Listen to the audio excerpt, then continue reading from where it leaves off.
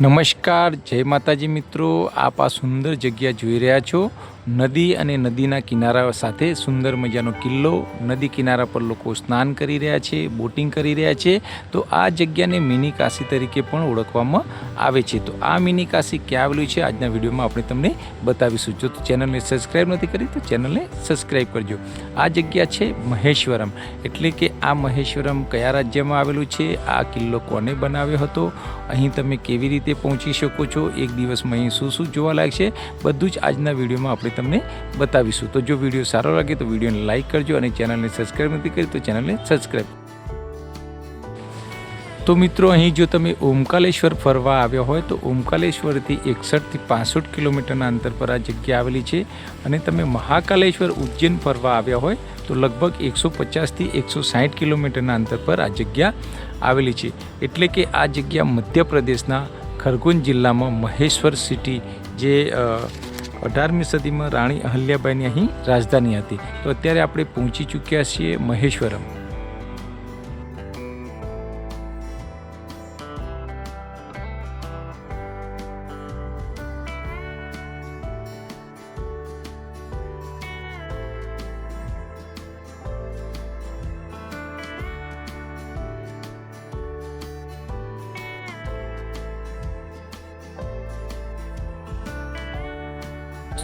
તો મિત્રો, અત્યારે આપણે ફાઇનલી મહેશ્વર સિટીમાં પહોંચી ચૂક્યા છીએ અને આ સામે જોઈ શકો છો એ કિલ્લાનો મેન ગેટ છે। આપણે એની અંદર જઈ અને ત્યાં બધું જ તમને બતાવીશું। તો સૌથી પ્રથમ આપ જોઈ શકો છો કે આ રાણી અહલ્યાબાઈ હોલકરનું સ્ટેચ્યુ છે।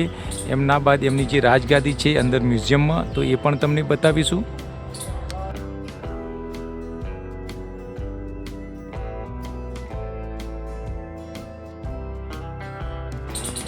અહીં આ મ્યુઝિયમની અંદર રાણી અહલ્યાબાઈએ રાજ કર્યું છે અને એના સિવાય એમની જે પણ બધી સાધન સામગ્રી છે આ મ્યુઝિયમની અંદર મૂકેલી છે। તો અહીં આ એમની રાજગાદી છે, આપ રાજગાદી જોઈ શકો છો। એના સિવાય અંદર મ્યુઝિયમમાં આપને જવું હોય તો અહીં 5 રૂપિયાની ટિકિટ પર વ્યક્તિ લઈ અને અંદર મ્યુઝિયમ પણ આપ જોઈ શકો છો। પહેલાંના જમાનામાં મહારાણીઓને એક જગ્યાએથી બીજી જગ્યાએ જવું પડતું, તો આ રીતે એમની પાલખીઓ હતી અને આ પાલખીમાં એ લોકો એક જગ્યાએથી બીજી જગ્યાએ સફર કરતા હતા। હવે આપણે જઈશું જે એમને બનાવેલો કિલ્લો છે એ કિલ્લાને બતાવીશું।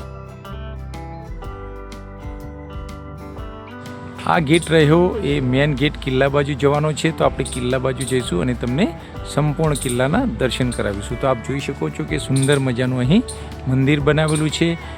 સામે તમે નદી પણ દેખાય છે, તો આપણા નદી કાંઠે પણ જઈશું અને ત્યાં બોટિંગ પણ કરીશું અને ત્યાંની આખી સિનેરી તમને આપણે બતાવીશું।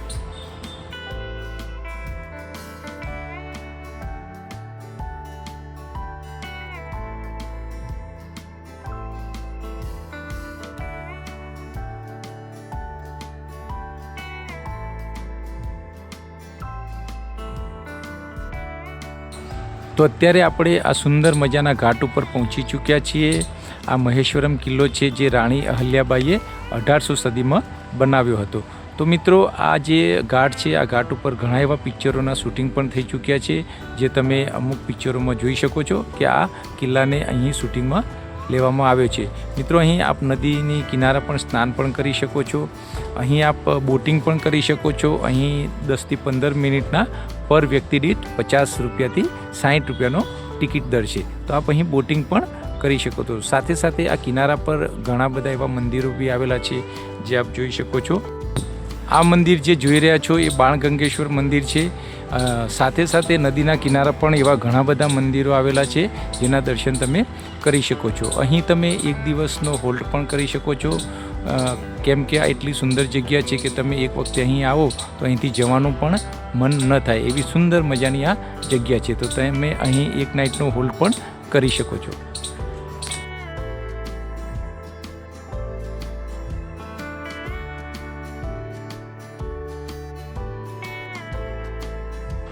તો અત્યારે આપણે ધીરે ધીરે બોટિંગ કરતાં કરતાં કિનારા બાજુ જઈ રહ્યા છીએ અને આપ બોટિંગમાંથી બેઠે બેઠે જોઈ શકો છો કે આ સુંદર મજાનો કિલ્લો અને કિલ્લાની સાથે સાથે અને નદીના કિનારા સાથે સાથે ઘણા એવા મંદિરો આવે છે જે આપ બહાર જઈ અને મંદિરમાં દર્શન કરી શકો છો। તો મિત્રો, જો અમારો વિડીયો તમને સારો લાગે તો વિડીયોને લાઈક કરજો અને આવા વિડીયો જોવા માટે મારી ચેનલને જરૂરથી સબસ્ક્રાઈબ કરજો। અમારી ભક્તિ સેવા રાજુ ચેનલને સબસ્ક્રાઈબ કરવાનું ભૂલતા નહીં।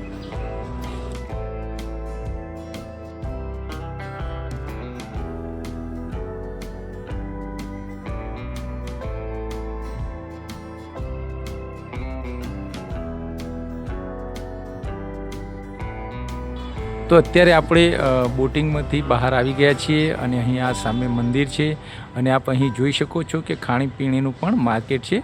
તો આપને અગર કંઈ નાસ્તા પાણી કરવા હોય તો અહીં આપ કરી શકો છો અને આ અહીંથી બહાર જવાનો રસ્તો છે જે આપ અત્યારે મેન બજારમાં પહોંચી ચૂક્યા છીએ। તો મિત્રો, જો તમને વિડીયો સારો લાગ્યો હોય તો વિડીયોને લાઈક કરજો અને હજુ સુધી તમે મારી ચેનલને સબસ્ક્રાઈબ નથી કરી તો અમારી ભક્તિ સેવા રાજુ ચેનલને સબસ્ક્રાઈબ કરજો અને બેલ આઇકોન પર અંગૂઠો દબાવી દેજો।